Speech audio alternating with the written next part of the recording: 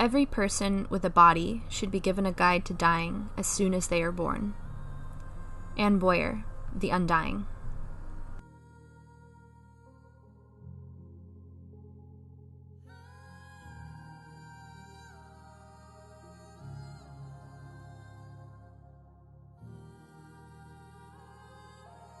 I grew up being told that a turtle has a house on his back, but now I know that the house is a part of him.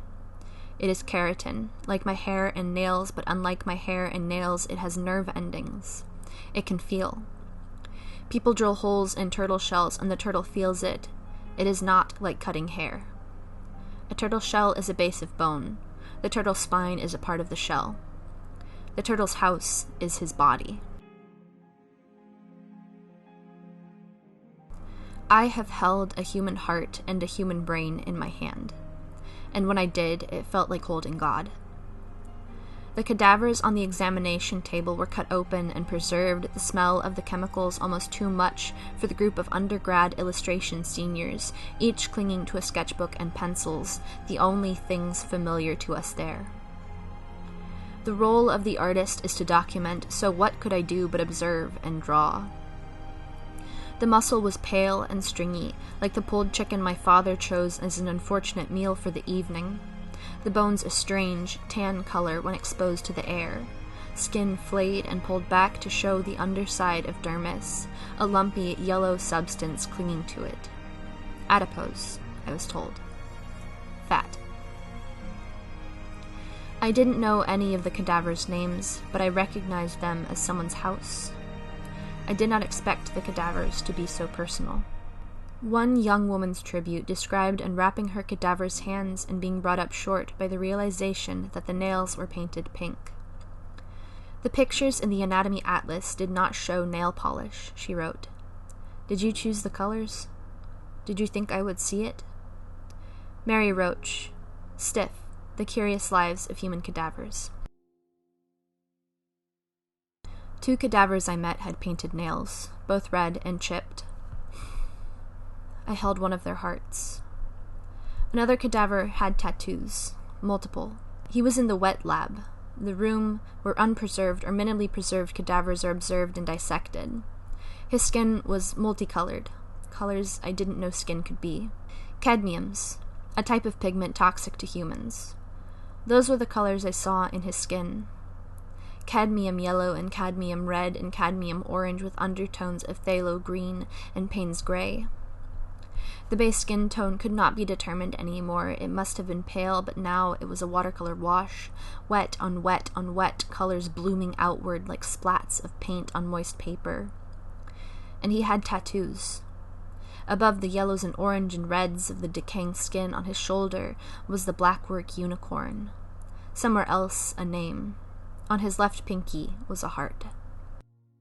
Other corpses expressed their own individuality. One had a gray mustache, visible on what remained of his head, the rest having been cut away to reveal the in-betweens of the skull cavity. Another had a mechanical heart sitting in a nest of cracked open ribs and torn away muscle, and yet others had metal teeth and half-removed jaws. When asked if I wanted to hold a human brain, I said yes, because how else do you answer that question? The lab director left me standing over a cadaver, returning with an orange Home Depot bucket. He pulled the lid off, reaching his gloved hands in and removing a human brain. I don't know whose brain I held.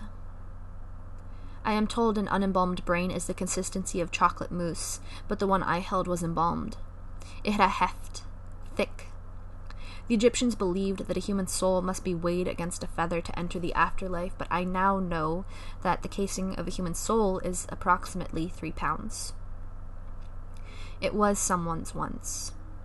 It housed their everything, their identity, consciousness, political, moral, and ethical beliefs, and now it was empty.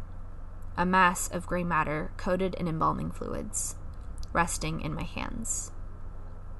It wasn't someone anymore. They had moved out. The open ribs of chest cavities remind me of the construction of a house. The open rafters of a roof, a framework to build up from. Here they were being stripped down to understand. We can learn from the anatomy of a house just as much as we can learn from the anatomy of people. I have lived in a few places. Some were homes and some were not. I take great care in the distinction between a house and a home. A house is a place you can live. A home is a place that you want to. A house can be a not home until it is. Even a run-down, self-destructive cadaver of a house can be a home if you work at it. This isn't a self-help book. This is just how I understand the architecture of houses and people. Pipes freeze and burst and break and flood, and walls are filled with mice and bugs, but I live here. I make it mine. I choose for it to be mine. There are things I can fix, things I can't, but I will accessorize this space until it feels like mine, like me. I was born in the wrong body. I don't think I was born in the wrong body. I just have a body no one else understands. It is not the body I wanted, not the one I expected. I am a transgendered thing. There is no passing as what I am. What is it to feel dysphoria for something that is not? I am asked, what is your ideal body? And I don't have an ideal body, other than to not have a body. I want to be a homeless entity, a meanderer. But I have this body, and that's that. I cannot meander. I can only shape this to something that is more me and refuse to negate it. I won't make it smaller or more invisible.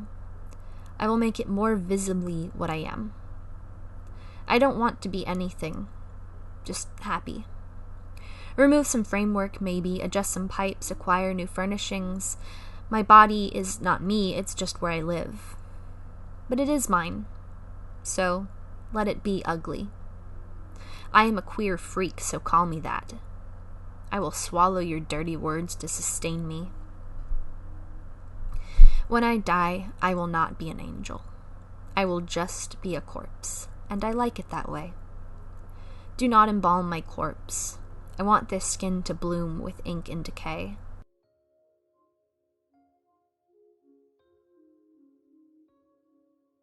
We have physical bodies.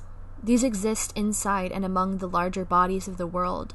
All of these bodies, ours and everything else's, are adhered to decay, are always ruining or on the verge of it. Never evade entropy or collapse. Anne Boyer, The Undying. Please understand that I do not want to die. I like being alive, mostly. My disconnect from my body is not suicidal, but queer. Queer in a gay way and queer in a chronic way. I am chronically queer as I am chronically ill. I have to separate my body from myself, but it is hard when my experience of my life is my body, when my experience of my body is pain. I feel like I am already rotting. My organs turn to purge, something already feasting on them like mold in a house. It is deeper than my walls. My framework is crooked and my eyes are shaped wrong. I cannot see more than a few inches from my face. Without my glasses, the world is a wash of color, mixing and blending in the vaguest of shapes. This is how it has always been. They have framed my face since I was 5, and I am not me without them. My intestines do not hold food, but I have held intestines. I understand in the anatomy lab that the things that I hold represent aspects of this house I have taken up. There are parts of my body that I do not see represented in this lab. None of the cadavers have glasses. They'll take my glasses when I die, and it really won't be me then. The way my body is broken makes up the way it is viewed, as a queer, as a disability. This is a part of my identity. When a house has a leak or is crooked or is otherwise damaged or strange, we say it adds character. These parts of my body are a part of this house, to be worked around, to be accommodated as best that I can. My queerness adds character. It's all made up. I mean, having a body in the world is not to have a body in truth. It's to have a body in history. Anne Boyer, The Undying. I don't see a body like mine in the media. Well, I do, but not in the way I understand it. I see thin, pale folks, but trans men are not there. My chronic pain is not there. If it was, I don't want to see us sanitized. This understanding of queerness, of pain, embalmed by those who do not know us, made viewable to people who want to remember us as perfect in an open casket, like we are empty houses. Do not stand at my grave and weep. I am not there. I do not sleep. I am here. I am queer, and this is my body. This is the body I have and will always have. I will be seen to have this body, a body that is broken, a body that elicits religious pain and moral panics. I am queer, and I have a queer house. I will make this work for me. I am not afraid of death in the traditional sense. I fear being gone and forgotten and perfected, but I do not fear this body rotting. I do not need to accept my body as it is, only to accept that I have one and that I will only have one.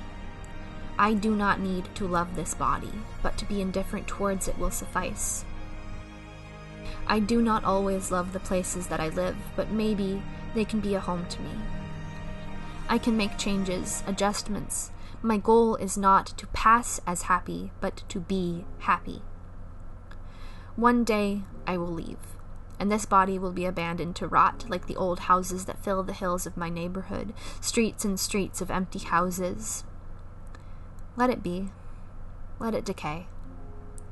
It won't be me anymore if it ever was, but it will be a good home to me.